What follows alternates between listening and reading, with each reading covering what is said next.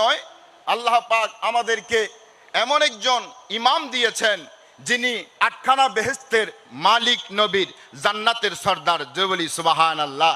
এভাবে যদি অসংখ্য আল্লাহর নিয়ামত আমরা বলতে যাই, আসলে শেষ হবে না। আল্লাহ পাক কোরআনে পাকে এভাবে বর্ণনা দিচ্ছেন, কুল লিমান মা ফিস সামাওয়াতি ওয়াল আরদ কুল লিল্লাহি কাতাবা আলা নাফসিহির রাহমা।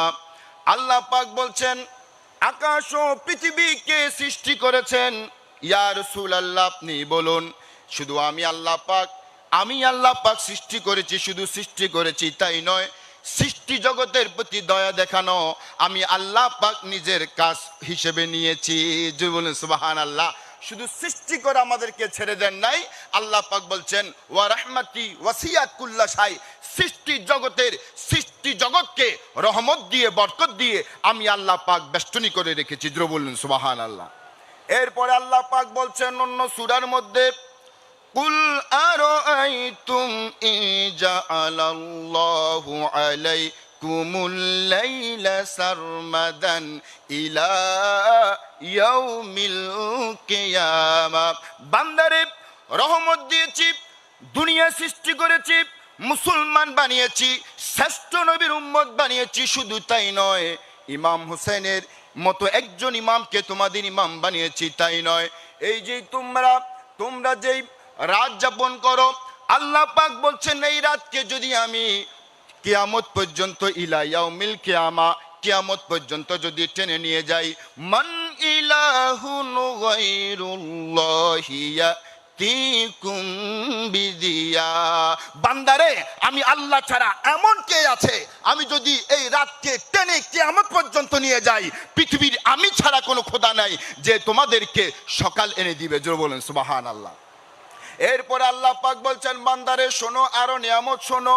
কুল আরাআইতুম ইন জাআলাল্লাহু আলাইকুমুন নাহারা সারমাদান ইলা ইয়াউমিল কিয়ামা। বান্দারে, এই দিনকে যদি কিয়ামত পর্যন্ত আমি বর্ধিত করে দেই, কিয়ামত পর্যন্ত যদি আমি টেনে নিয়ে যাই, মান ইলাহুন গায়রুল্লাহি ইয়াতিকুম বিলাইলিন তাসকুনুনা ফি। আল্লাহ পাক বলছেন, এই দিনকে যদি কিয়ামত পর্যন্ত টেনে নিয়ে যাই, পৃথিবীর আমি ছাড়া কোন খোদা আছে যে তোমাদেরকে আবার রাত আনি দিবে, যে রাতের মধ্যে তোমরা আরামে ঘুমাও। জোরে বলুন সুবহানাল্লাহ। এভাবে যদি অসংখ্য নিয়ামত, আল্লাহর রহমত, বরকত আমরা বলতে যাই, তাহলে আমরা আল্লাহর দরবারে শুকরিয়া আদায় করো। শুকরিয়া আদায় উচ্চ আওয়াজ বলি, অসংখ্য নিয়ামত দেওয়ার কারণে সর্বশ্রেষ্ঠ নবীর উম্মত বানিয়ে ইমাম হুসাইনের মতো একজন ইমামকে ইমাম বানিয়ে দিয়েছেন। আমরা একটু মহব্বতের আওয়াজ বলি আলহামদুলিল্লাহ। এরকম সৌভাগ্য অনেক মানুষের হয় নাই। তা আল্লাহ পাক যেহেতু আমাদেরকে এত নিয়ামত দিয়েছেন, কারবালার মাহফিল তো আমরাই করব, ঠিক কিনা বলেন? যাদেরকে নিয়ামত দিয়েছেন তারাই তো শুকরিয়া আদায় করবে। লা ইন শাকারতুম লা আযীদান্নাকুম ওয়া লা ইন কাফারতুম ইন্না আযাবিল্লাহ শাদীদ। যে কোনো মানুষ শুকরিয়া আদায় করতে পারে না। যারা আল্লাহর নিয়ামতকে শুকরিয়া মেনে আলহামদুলিল্লাহ বলে, একমাত্র তাদের মাধ্যমেই আল্লাহ পাক শুকরিয়া আদায় করান। জোরে বলুন সুবহানাল্লাহ।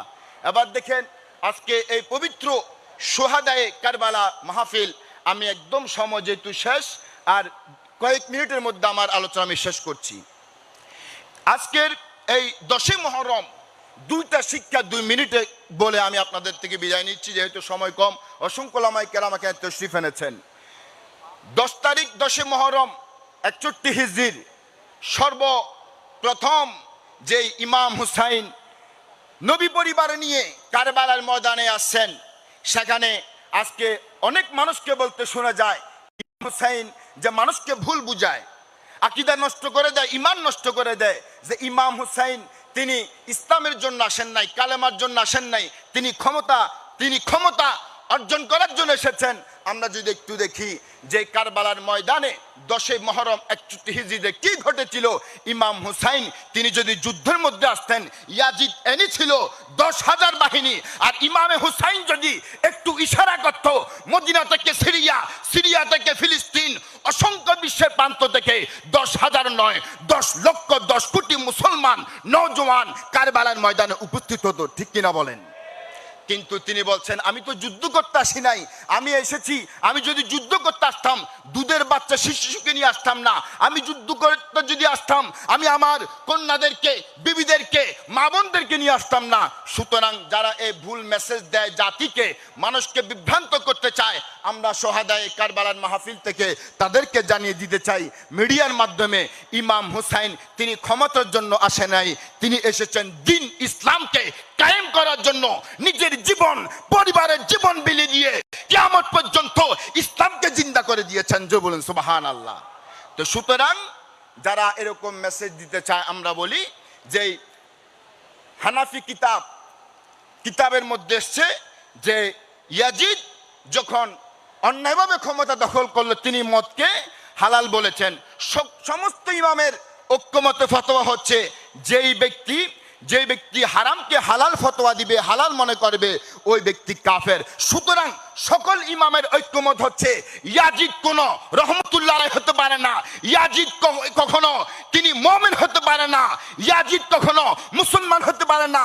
সমস্ত ঐক্যমত আহলে সুন্নাতের একটি ফতোয়া হচ্ছে ইয়াজিদ কাফের। জোরে বলুন ঠিক কিনা? কারণ যে ব্যক্তি ইমাম হুসাইনের মতো ব্যক্তিকে, যার চেহারা হুবহুল আমার নবী মুস্তাফার চেহারা, সুবহানাল্লাহ, যার চেহারা নবী মুস্তাফার চেহারার মতো ইমাম হুসাইন জান্নাতের যুবককে শহীদ করতে পারে, সে কখনো মুসলমান হতে পারে।